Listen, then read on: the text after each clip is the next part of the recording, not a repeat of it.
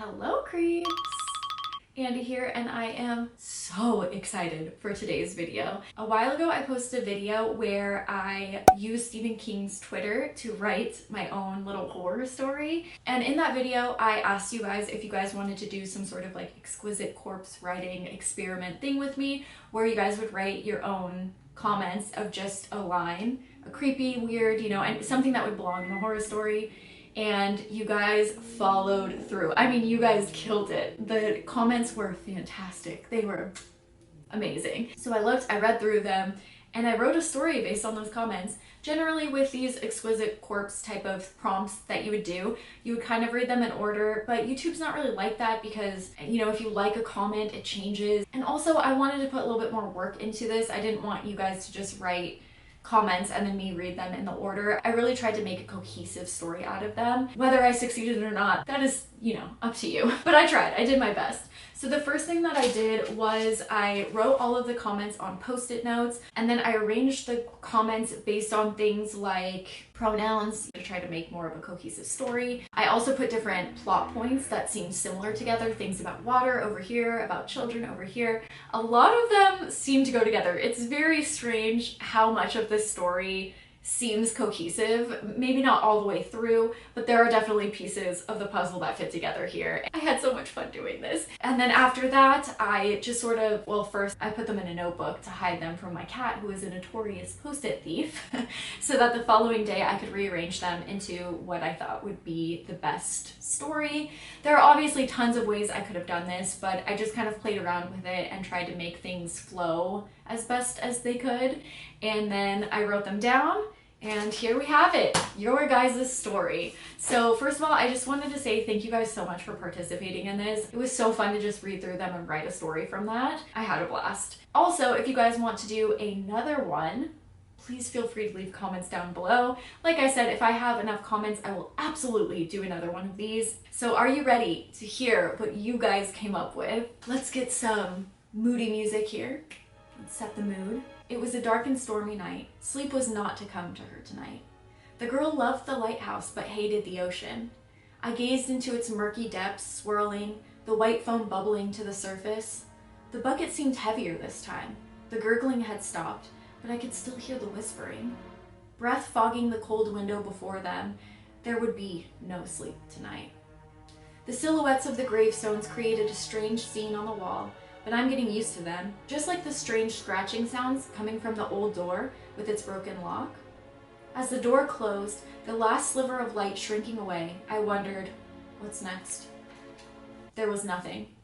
Simply an endless myopia of silence. Something gazed back, not entirely human. The thing lurking in the dark corner of my room, it isn't really there if I don't look at it, right?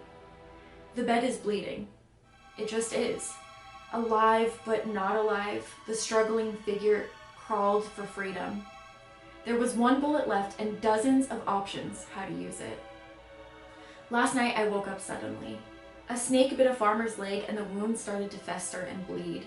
The rotund man in his loose-fitting Hawaiian shirts, tan cargo pants, and Crocs shuffled down the road in a determined gait with a single hell-bent thought reverberating in his mind.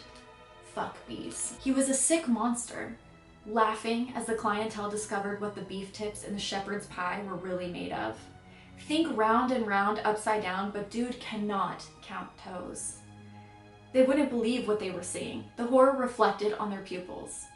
Sometimes the babies in town disappear. We all hope to God they never come back. So the child ran away laughing. Somebody's got to do it. I walked down the alley for the first time in years, all the while trying to forget the horror I'd once experienced there. One small detail after another whirled around me, warped into screeching violence. Lines light follow converge at a single point in the past and end there, center of the universe, no? And that's when I realized that she was my mother all along. The locket didn't really mean that much to her, but she had always carried it since it had been so important to her mother. I've never felt lonelier in my life, I said, looking at my reflection, tears streaming down my face.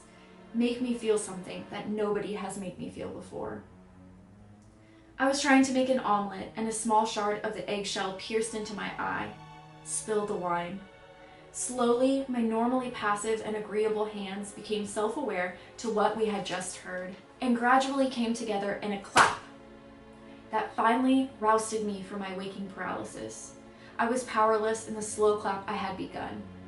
Anything is possible in space.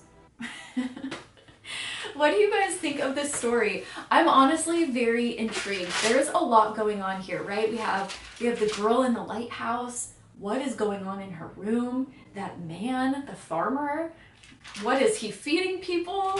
Then we have the babies disappearing. Then we have the whole plot line of the mother.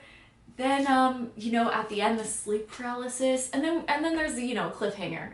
We're in space. What's happening? This story is so intriguing. I don't know, it made me very interested in this plot line, and I kind of want to write a story based on this and just make like a longer, more cohesive version of like what's actually going on, because now I'm too invested. You guys got me too invested. So let me know what you guys think of this story. I didn't change pronouns or verbs or anything. I left them exactly how you wrote them, and that is how the story played out. I think it is a very interesting story. I had so much fun, you know, messing around with the different awesome lines that you guys wrote. I loved every single line that you guys wrote, but I gotta tell you, the one that like actually gave me the chills when I read it was, sometimes the babies in town disappear. We all hope to God they never come back.